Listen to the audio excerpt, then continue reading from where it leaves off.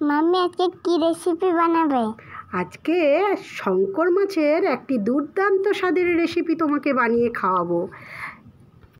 প্রথমে মাছগুলোকে ভালো করে ধুয়ে পরিষ্কার করে নেবেন। তার উপরে পরিমাণ মতো নুন, হলুদ গুঁড়ো, পাতিলেবুর রস দিয়ে মাছগুলোকে আধ ঘন্টা মতো মেখে রেস্টে রেখে দেবেন। এইদিকে মাম্মি মাছের ঝোলে আলু দেবে তো? হ্যাঁ, মাছের ঝোলে আলু তো দিতেই হবে। আলু ছাড়া কি বাঙালির কোনো মাছের ঝোল ভালো লাগে? বাঙালি তো আলুই পছন্দ করে। তারপর এদিকে একটা মশলা বানিয়ে নেবেন। আদা, রসুন, কাঁচা লঙ্কার পেস্ট তৈরি করে নেবেন। তারপর গ্যাসে একটা কড়াই বসিয়ে তাতে পরিমাণ মতো সর্ষের তেল দিয়ে তেলটা খুব ভালো করে গরম হলে মাছগুলোকে দিয়ে দু পিঠ উল্টে লাল করে ভেজে নেবেন। মাম্মি আগে একটা মাছের পিস একটা ভাজা দেবে তো? হ্যাঁ, দেবো তো। আগে মাছগুলোকে খুব সুন্দর করে দু পিঠ উল্টে লাল করে ভেজে নিয়ে তারপর তোমাকে দেব।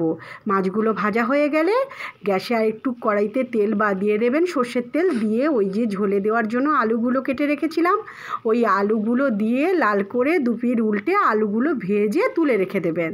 তারপর আবারও কিছুটা তেল দিয়ে ওই একটা তেজপাতাকে কেটে দিয়ে দেবেন আর দুটো এলাচকে ফাটিয়ে দিয়ে যখন ফোড়নটা ভালো করে ভাজা হবে একটা বড় পেঁয়াজ কুচি দিয়ে দেবেন, একটা বড় টমেটো কুচি দিয়ে দেবেন, দিয়ে ওপর দিয়ে নুন দিয়ে দেবেন, দিয়ে পেঁয়াজ আর টমেটোটা কিছু সময় ভাজতে থাকবেন।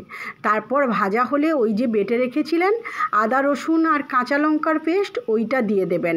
দিয়ে ভালো করে মিশিয়ে ওই বাটির মধ্যে 1 চামচ হলুদ গুঁড়ো, 1 চামচ লঙ্কা গুঁড়ো, 1 চামচ জিরে গুঁড়ো আর 1 চামচ ধনে গুঁড়ো অল্প পরিমাণ জল দিয়ে মশলাগুলোকে সব কিছু একসঙ্গে ভালো করে মিশিয়ে নেবেন। মেশানো হয়ে গেলে ওই মশলার ওপর দিয়ে আবারও সব কিছু মশলাকে ভালো করে মিশিয়ে কিছু সময় ভালো করে ভাজতে থাকবেন।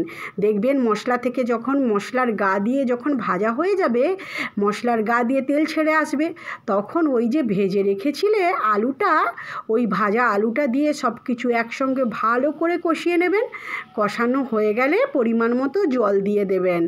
জল দিয়ে মাম্মি ভাজা মাছটা খেতে না অনেক দারুণ লাগছিল। আচ্ছা, এবার যখন ঝোলটা যখন ফুটে উঠবে ওই ভেজে রাখা মাছগুলোকে দিয়ে দেবেন।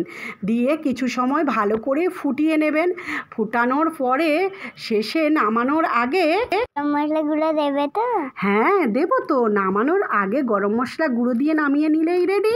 একদম দুর্দান্ত স্বাদের শঙ্কর মাছের রেসিপি। এইভাবে একবার বাড়িতে খেয়ে দেখতে পারেন, আশা করি খুবই ভালো লাগবে। ভালো লাগলে লাইক, কমেন্ট, শেয়ার, সাবস্ক্রাইব করতে ভুলবেন না যেন।